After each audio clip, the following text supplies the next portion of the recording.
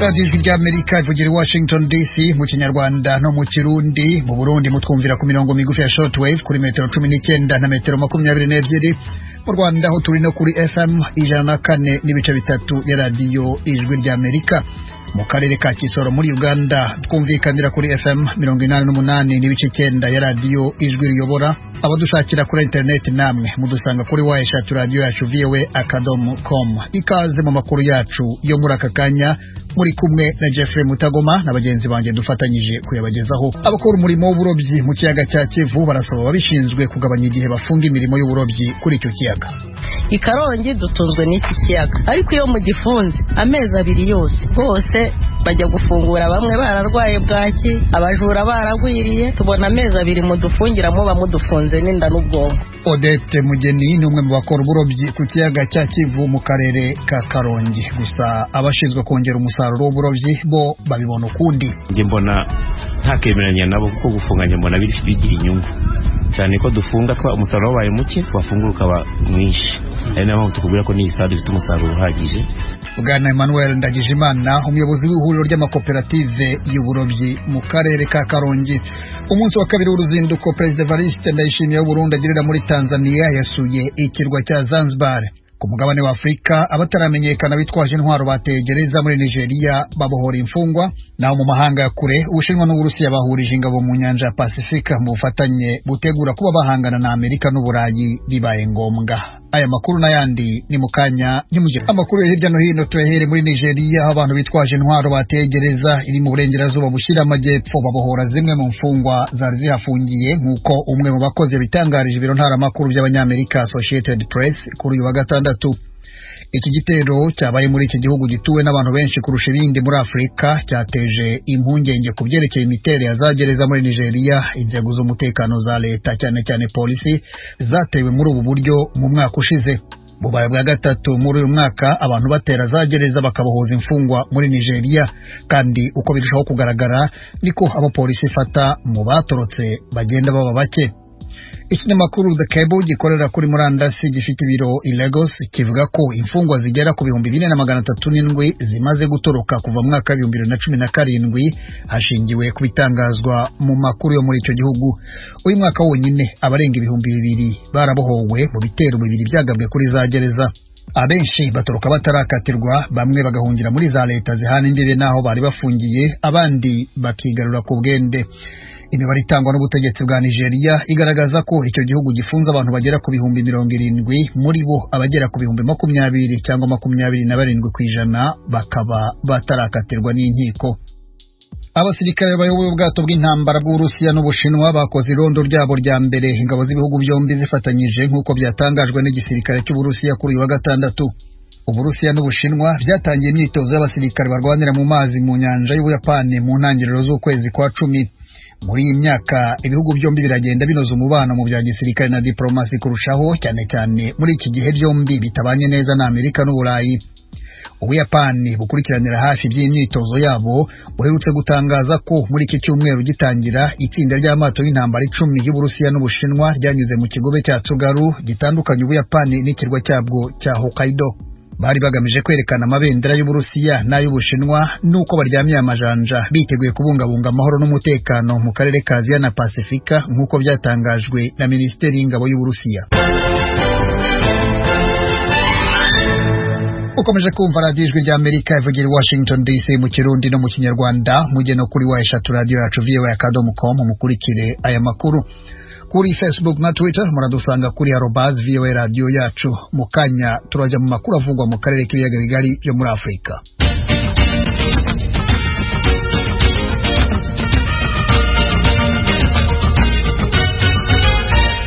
Ku munsi wa kabiri w'uruzinduko rwe muri Tanzania, Perezida w'Uburundi Evariste Ndayishimiye na madamu we basuye ikirwa cya Zanzibar, nk'uko tubikesha urubuga rwa Twitter rwa Perezidansi y'Uburundi. Yakiriwe n'umunyamabanga wa leta ushinzwe ibikorwa byo kurengera itegeko nshinga n'imiyoborere myiza Bwana Harun Suleiman. Nyuma yaho yabonanye na Perezida wa Zanzibar Hussein Mwinyi. n'uruzinduko akomeje gushimangira ibikorwa bitsura umubano w'ibihugu byombi. Uruzinduko watangiye ku munsi w'ejo nk'uko tubibwirwa na Pierre Claver Niyonkuru waduteguriye inkuru ku munsi w'ejo nyine Perezida Ndayishimiye atangiye uruzinduko. Umukuru w'igihugu wa Tanzania Samia Suluhu Hassan yakiririye mugenzi we w'u Burundi mu gisagara ca Dodoma ku mugwa mukuru wa politike. Bagiraniye umubonano mw'ibanga. Inyuma yawo Evariste Ndayishimiye umukuru w'igihugu cy'u Burundi yavuze ko yifuza ko Tanzania gifasha u Burundi mu kugwanya imigwi y'iterabwoba no gutahukana impunzi zirenga ibihumbi 140 z'abarundi zikiriyo. Nimekuja hapa kukupongeza. Ati naje ngaha kugushimira no kugutera intege kukungena uriko uratwara neza. Uriko wereka isi na Afrika ko n'abakenyezi bacoboye inyuma y'urupfu rwa Perezida Magufuli. Mushikanje twaje kandi kwerekana urukundo n'umubano mwiza uri hagati y'ibihugu byacu bibiri. Mwaratwemereye no kudufasha kugira ngo Burundi bwemererwe kwinjira mu muryango wa Afrika y'Amajepfo SADC, kandi munatuvugire mu bihugu bya Buraya na ONU byafatiye ibihano Burundi by'ubutunzi kugira ngo bikugweho. Bandanya n'impunzi z'abarundi ziri ngaha zitahuke kuko hari amahoro ubu. Murazi ko inzego zacu z'umutekano ku mipaka zikorana neza kandi zigafata n'inkozi z'ikibi. Hari mu rwego rw'Rwanda urongowe na Alexis Nduhije n'uwiterabwoba mu karere kacu barabangamiye umutekano w'abanyagihugu ataco bazira. Mudufashe kuwugwanya. Nchi za kanda la maziwa makuu.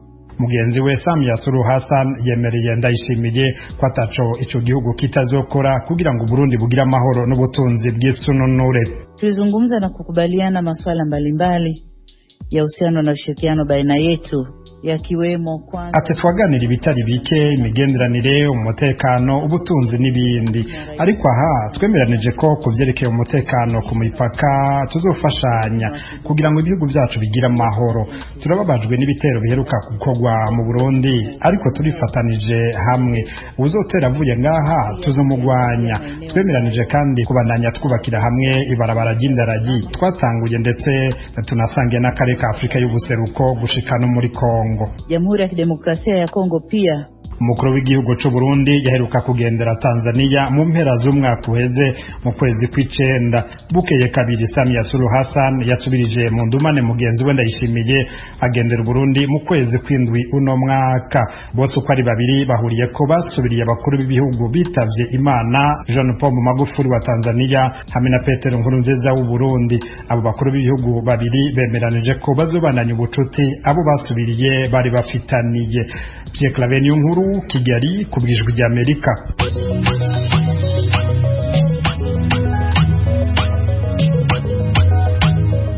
Nshuti z'Ijwi ry'Amerika, uretse kuri FM musanzwe mutwumviraho, mushobora kudukurikira no ku mirongo migufi bita short waves kuri metero 25, ni ukuvuga kuri kilohertz 11,835. Buri munsi ni kuva kuwa mbere kugera kuwa gatanu, kuva saa 2:30 kugera saa 3, no kuva saa 3:30 kugera saa 4 ku mugoroba. Kuwa gatandatu ni kuva saa 12 kugera saa 12:30 ku mugoroba. Ijwi ry'Amerika kuri metero 25, kilohertz 11,835.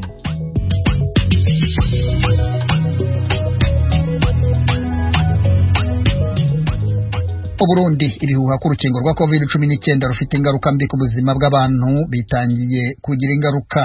Ejo kuwa gatanu bamwe mu banyeshuri biga mu bigo bibiri muri komine Rugombo mu ntara ya Cibitoke bahunze baketse ko hari abaje kubakingira. Umunyeshuri umwe arakomereka bikomeye, abandi baravunika. Eloge Willy Kaneza nibyo tubwira. Abanyeshuri birutse batemesha kuri uyu wa gatanu mu gatondo nabo ku mashure nshingiro ya Rugombo ya mbere n'iya gatatu ni muri komine Rugombo intara ya Cibitoke mu buraruko bushira uburengero bw'u Burundi. Bataye abarimu babo mu masomero biruka baca mu madirisha, abandi bagundanira mu miryango nk'uko abarezi bavyemereye Ijwi ry'Amerika. Abanyeshuri bagenda nk'abahunga, bamwe bavunitse, haba n'akana k'agahungu kakomeretse cyane kagonzwe n'imodokari igihe we n'abagenzi bagerageza kuja bukibarabara bataraba imbere n'inyuma. Byose byatanguye mu ndwi heze abanyeshuri bo ku mashuri atandukanye bavuga ko bafite amakuru ko incanco za COVID-19 zigiye gutangwa ku gahato mu mashure kandi ko zifite ingaruka mbi ku magara y'abazihabwa. zimwe mu ngaruka batanga ibihuha mu mashure bashira imbere ni ukugumbaha ku baterwa incanco, kugabanya inkomezi ku gitsina c'umugabo yarangura amabanga y'abubatse hamwe n'ibindi. Hari n'ababwiye abo barerwa ko abahabwa inkingo baca bapfa haheze iminsi mikeya. Ibi twavyiganiwe n'abavyeyi babiganiriwe n'abana babo. Kuri uyu wa gatanu vyagiye kunyurwa n'umukenyezi yinjiye kuri rimwe muri ayo mashure atari kure na kure, afise umwitandiro wera mu mutwe hamwe n'imodokari yaje batari bamenyereye kubona, maze bibaza ko incanco zibashwaye. Niko gushobora baduka barahitanana, amasomero asigara yera nkuko twavyiganiwe n'abarezi. Jeremy Sibomana, umuyobozi w'indero muri komine Rugombo, yibaza ko ibihuha hanini abana bavyumvira mu miryango iwabo. Aho Nizigimana na Jacqueline Mukeshimana n'abavyeyi barereye kuri ayo mashure basaba abajejwe indero ku bigo bitandukanye gutuma ku manama y'abavyeyi amazi atararenga inkombe. Twe dutangazwa no kubona abana bazindukira kuja kw'ishuri, hama munyuma ukabona umwana aje yiruka akubwira ngo yabonye abazungu, ngo yabonye ngo abantu baje gutera incanco. Ivyo rero nk'ubu jewe no musi umwana yaramukiye aja kw'ishuri nyene mu gatondo, ubu niho mbonye aza yirukanga. Twasaba abarezi dusangiye kurera ko botunganya inama y'abavyeyi kugira ngo ayo makuru maba abana bafise tugerageze umwe wese yegera umwana turabe ko vyobava mu mitwe. Amakuru y'abana batubwira ati hariho ibintu bazanye mu bikarto bashira mu biro, nk'abarezi bo dutumiza inama bakatubwira neza ko bimeze, hama n'ivyo bikarto biriyo bagasohora bakereka abana ivyo ari byo, bakabereka ko atari byo, bakatubwira uko bipanze, natwe tukagenda kuvyumvisha abana bacu. Sibomana arongoye indero muri komine Rugombo yavyumvise nk'ejo. Twamaze gusaba abayobozi bose gutegura amanama, bagakorana amanama n'abavyeyi kugira ngo babasabe kumenyesha abana babo ko ivyo bintu ari bihuha bitabaho, kandi nibaza ko ivyo bitoba muri komine Rugombo gusa, muri zone naho nyene imwe, zone ya Rugombo, vyerekana ko hari bihuha, hariho abantu bariko baragumura abana cane cane ababwira ibintu bituma bagira ubwoba ntibashobora gukurikirana neza ishuri. Mu Burundi bijanye n'incanco z'umugera wa corona ntibonwa kumwe kandi n'abategetsi ku nzego zo hejuru. Umushikanganje w'amagara y'abantu Tade Ndikumana yemeza ko leta itokwemera inkingo zigirira n'abanyagihugu. Aha yarahejeje kubonana n'abafasha mu gisata c'amagara y'abantu mu ndwi ziheze.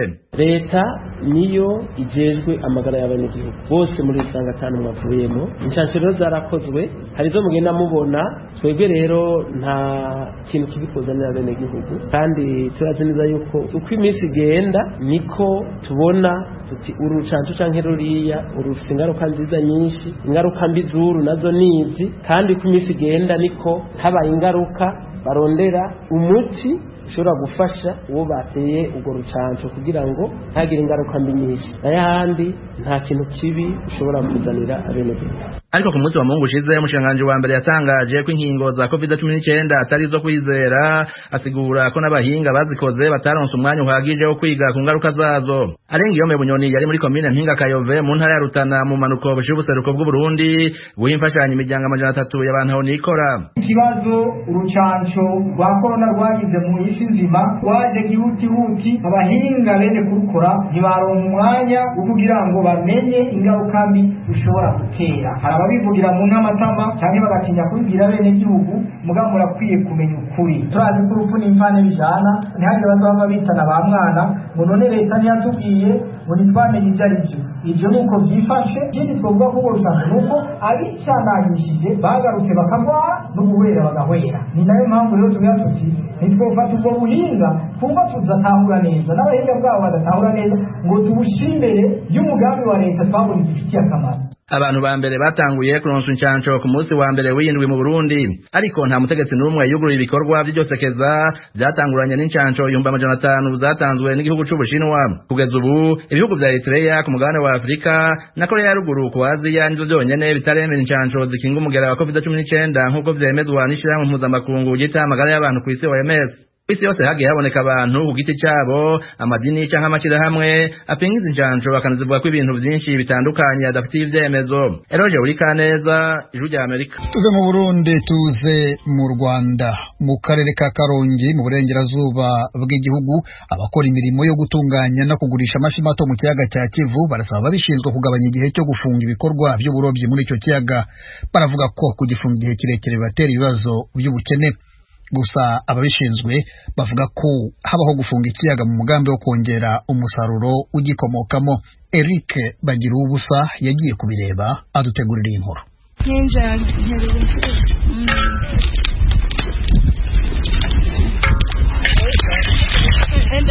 Turi mu nkengero z'ikiyaga cya Kivu mu karere ka Karongi ahazwi nko ku Kibuye mu burengerazuba bw'u Rwanda. Abagore batandukanye bari mu mirimo yo gutunganya amafi matoya azwi nk'isambaza kugira ngo babashe kuyagurisha.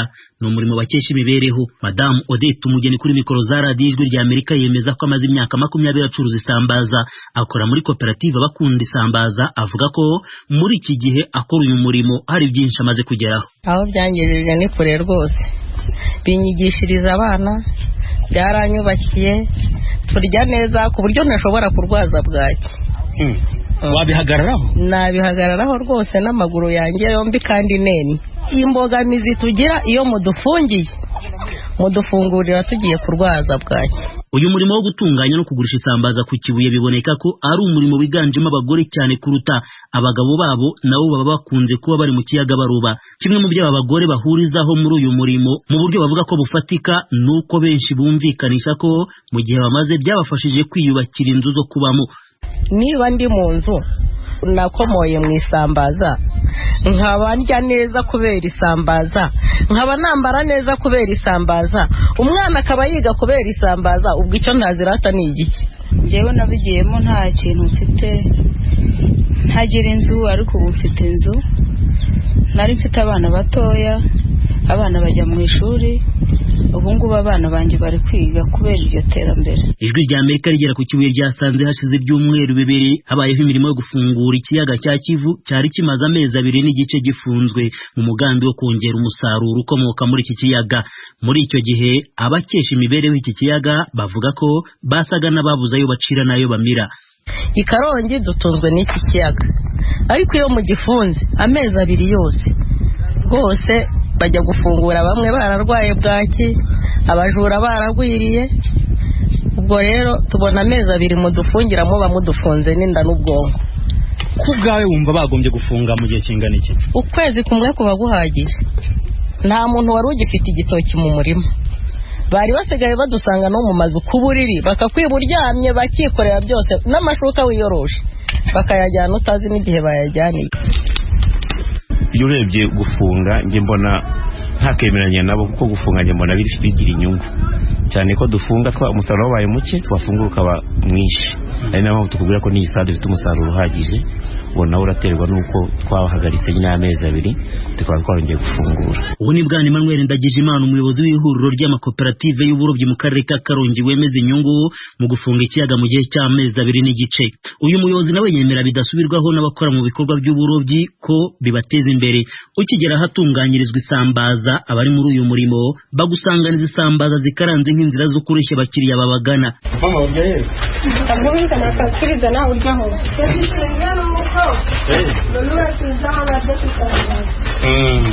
Anasangira na nyoko kuko nta kintu. Nsangire n'amaboko.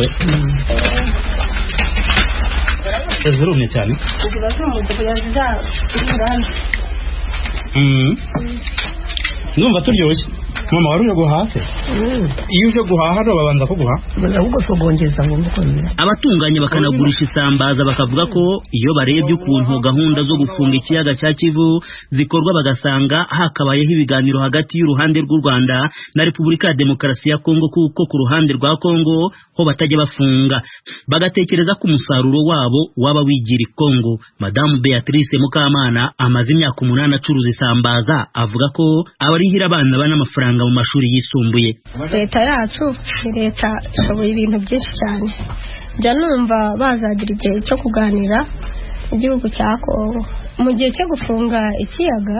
Kongo itakunda gufunga ikiyaga, akakiyongeraho wenda uburinzi bwiyongera ku bisanzwe kugira ngo ikiyaga cyacu wenda mu gihe bafunze be kujya bakirubiramo abakongomani, kuko urabona nk'ubuje dufite umusaruro nuko ikiyaga cyarinzwe. Mu kiganiro na Bwana Ndagijimana ukuriye ihuriro ry'amakoperative y'uburobyi mu karere ka Karongi, avuga ko ibiganiro bisa n'ibidashoboka hagati y'u Rwanda na Kongo, gusa akavuga ko buri ruhande rukoresha igice cy'amazi yarwo. Biriya byo twagiye tubitekerezaho ariko ubona ntibyashoboka. Buriya njye nabonye ujyanye no gufunga, kuba twafunga aho bakaroba n'ubundi umusaruro ujya nta hantu ujya. Icyangwa nuko ahubwo twebwe hano niba twafunze dufata ingamba zo tugacunga neza wa musaruro wacu kuko igihe tugiyemo n'usanga ntaho wagiye. Nta mbogamizi yenge mbona, kereka ahubwo wenda bariya abakongomani bo bambutse bakaza twafunze bakaroba mu mazi yacu, ariko niba bakoresha yabo mbona nta kibazo gihari bakorana ko tugakora. Kugeza ubu akarere ka Karongi kabarura koperative z'abarobyi zigera muri enye zigizwe n'abanyamuryango 66. Abakurikirana ibikorwa by'uburobyi mu karere ka Karongi bakabwira Ijwi ry'Amerika ko kubera gahunda zo gufunga ikiyaga mu gihe cy'amezi 2 n'igice byatumye umusaruro uri kuboneka kuri hagati ya toni 2 na toni 3 zisambaza ku munsi. Nubwo biruko ibikorwa bya barushimusi byo bikomeza kwigaragaza mu kiyaga cya Kivu, intumbero no kubihashya umusaruro ukarushaho kwiyongera nk'uko bitangazwa n'ababishinzwe. Bagira ubusa Ijwi ry'Amerika ku Kibuye mu burengerazuba bw'u Rwanda. Bakunze baradijwe ry'Amerika mutuye mu burasirazuba bwa Repubulika ya Demokarasi ya Kongo, tubararikire kujya mukurikira ibiganiro byacu ku maradiyo akurikira. Radio Communautaire La Voix de Mikeno ibunagana ni ku murongo wa FM 99 n'ibice 7. Radio Ngoma na Amani mu mujyi wa Baraka kuri FM 88 n'ibice 8. Radio Baraka FM nayo mu mujyi wa Baraka ku murongo wa FM 94 n'ibice 4. Radio Communautaire de la Vérité ikorera mu mujyi wa Kiwanja kuri FM 99. Naba dukurikira bari mu majyepfo ya Uganda mwakumva ibiganiro byacu kuri radio Ijwi riyobora Voice of Muhabura ku murongo wa FM 88 n'ibice 9. Ni radio Ijwi ry'Amerika iminsi yose kuva kuwa mbere kugera ku cyumweru. Ukomeje kumva radio Ijwi ry'Amerika ivugira Washington DC. Hashize iminsi mu Rwanda ibitangazamakuru bimwe na bimwe bigaragaza abategarugori bagwa gituma bageni mu gikorwa cyo gushyingirana bashoreye abana bavuga ko babyaranye n'abasode baba bagiye gusezerana bakiri ingaragu. Akenshi hagaragara amarira n'ibikorwa bisa n'ibishobora guhungabanya batari bake uhereye ku bana babona ababyeyi babo muri iyo sura. Ese imvano y'ibi bintu ni iyihe? Byakwirindwa bite? Itegeko ry'u Rwanda rigena iki mu gihe bimeze bityo? Ijwi ry'Amerika irabategurira ikiganiro kirambuye kuri iyi ngingo tuzabagezaho mu cyumweru gitaha. Uyu munsi turabasogongeza agace gato tureba icyo umwe mu batumirwa avuga kuri iyi ngingo, Maître Maurice Munyentwari, impuguke mu mategeko mbonezamubano. Ubusanzwe dufite mu Rwanda itegeko ry'umuryango, itegeko ryo muri 2016 rikaba riteganya uburyo ishyingirwa rikorwa. Ubundi usibye na kuriya kuntu abantu baza mu murenge abantu bagiye gusezerana bakaza kwitambika, ubundi baba baranahawe iminsi 20.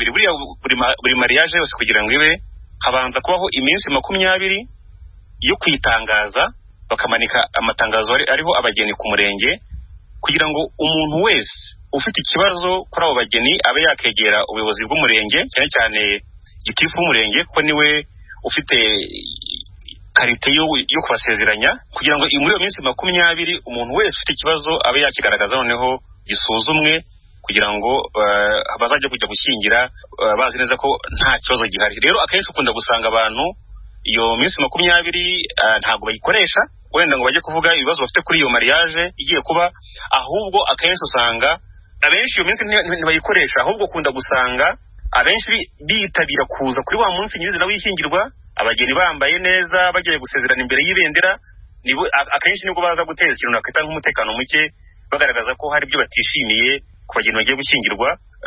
Ubwo nagira ngo nerekane mbere na mbere ko n'uburyo babikoramo ubundi atari ko bikorwa, kuko iminsi 20 baba barayihawe kugira ngo nimba hari ufite ikibazo akigaragaza, ariko no kuri uriya munsi haramutse hari ikibazo kigaragaye kandi ko cyumvikana, ishyingirwa rigomba guhagarara kugira ngo banze bagikemure. Ariko ubundi uburyo bwiza bwo kubikora ni ugukoresha ya minsi 20 ibanziriza ishyingirwa, ko abageni amatangazo ariho abageni ku murenge bamanika. Bivuze ko noneho ababigenza kuriya babangamira ituze rya rubanda binashoboka ko bakurikiranwa n'amategeko. Ubundi ari urego yaregwa n'inzego z'umurenge, biriya byafatwa nko kubangamira inzego z'ubuyobozi mu kazi kazo, kuko ni icyaha kuvogera cyangwa se kubangamira cyangwa se kubuza inzego z'ubuyobozi gukora inshingano zazo, kubera yuko ntabwo mbisubiremo, ntabwo ku murenge, ntabwo ari mu rukiko.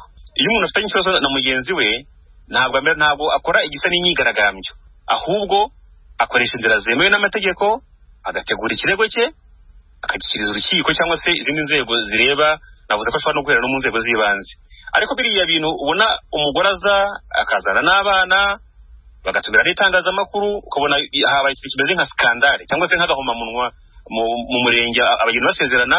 Murabizi ko ubukwe cyangwa se nabwo n'ubukwe bita mariage civile.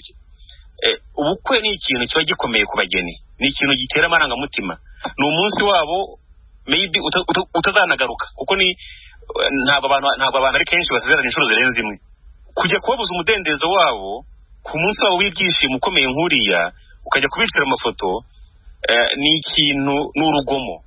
Njye birambyita urugomo, ariko nanone habyita urugomo rudashingiye wenda ku mutima mubi cyangwa se ku bundi bwigomeke, ahubwo ni urugomo ubona ruterwa n'ubutamenya bw'abaturage bwo kutamenya amategeko, ngo amenye ahantu hanyaho akwiye kuba agize ikibazo cye akagitwara ahatariho. Ku cyo wari warubajije, harimo no kuvogera inzego.